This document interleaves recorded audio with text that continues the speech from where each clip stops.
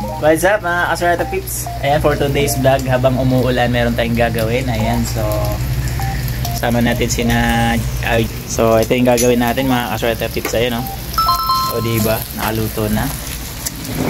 Sagbot. Sagbot lamig na sagbot. O diba, so for today's vlog, magsasamgyup tayo mga Kasurata.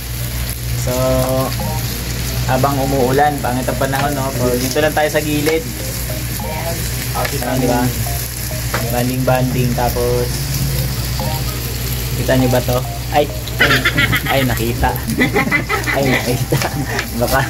Baka ma-time out.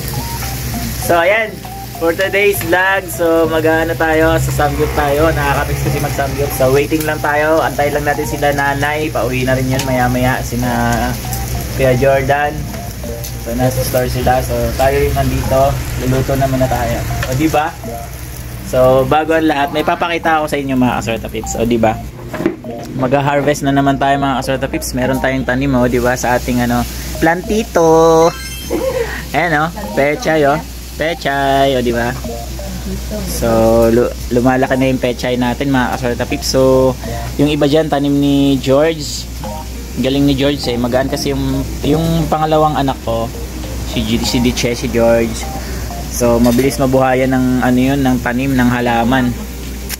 Magaan yung kamay, di ba? O yung ating mulberry. O hinog na naman, ayan o.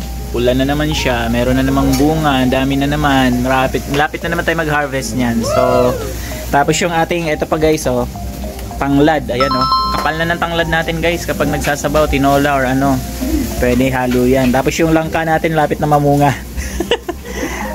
Hindi, lipat natin yan kasi para siyang hindi na masyadong, lumalaki naman siya kaso lang parang siya yung pigil yung paglaki. Tapos meron din tayong mangga guys, ayan o. So ingat lang tayo dito guys kasi malapit tayo sa kuryente. Yari tayo dyan, deads tayo dyan, deads. Tapos, eto pa guys, meron na naman tayong makapal na kangkong. So kapag ka nagsinigang tayo, o diba may kangkong.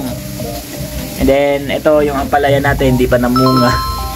Tapos kalamansi, o diba, ang dami, no? So may bago na namang tinanim si nanay, ayan. Ewan ko kung anong tinanim ni nanay dyan.